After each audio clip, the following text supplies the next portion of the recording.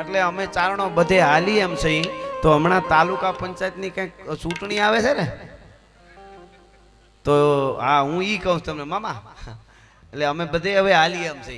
તો એકાદા અમારા નવરા હોય ને બહુ અમારા રાજા મામા, એને થોડાક ટેકો દઈ દેજો તો આમાં ભેળા થઈ જાય બધા. હારો માણસ છે રાજા મામા, જવાબદારી પાછી લઈને તમારી. હા એટલે કંઈક કરવું તો છે આ વખતે. હા કંઈક તો કરવું જોઈએ. એટલે પણ મૂળ વાત ઉપર આપણે આવી પાછા. સરસ બધાય કલાકારો. પણ મારે એકાદ હજી પ્રસંગ કેવો છે, એક બે ગીતો ગાવા છે. પણ હું કહેતો તો આ ઇતિહાસ કહેવાનું એક બીજી વાત, ઇતિહાસ કોઈ પણ જ્ઞાતિ જાતિનો હોય, કોઈ નો હોય, એ ઇતિહાસ જગતના શોખ સુધી પહોંચવો જોઈએ.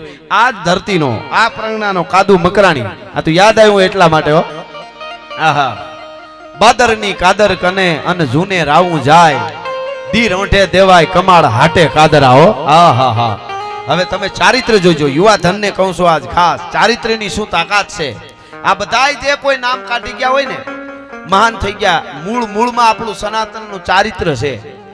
કાદુ મકરાણી રોકાય પોતાના ભાઈબંધને ત્યાં બારબટું કર્યા પછી, અને 18 વર્ષની રૂપના આભરણ જેવી દીકરી, રૂપના આભરણ. કોઈને એમ ન થાય કે જે નામાં હારું છે એના ઇતિહાસો જગતના શોકમાં પૂગવા જોઈએ એટલા માટે.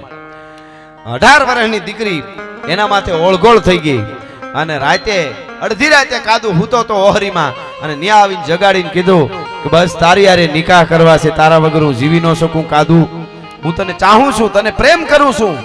અને એ વખતે કાદુ મકરાણે ઊભો થઈને શેઠો હટીને એટલું કીધું તું, તારા બાપનો અન્ન ખાઉં છું, તારો બાપ મારો ભાઈબંધ છે, અને અહીંયા જેનું અનાજ ખાતો હું, જેને ત્યાં રોકાતા હું, અને ન્યા જો એની દીકરીને માટે હું નજર બગાડું ને તો મારી જનેતાનો ધાવણ લાજે ભલા માણસ, હું કાદુ મકરાણી છું. અને હવે બીજું, હું બારવટું કરવા નીકળ્યો, મારે તો અપ્સરાઓની હારે, જેને કહેવાય તારી હારે કાંઈ હું ન કરી શકું. સરસ લ્યો, આ સારું થયું ભૂપતભાઈ.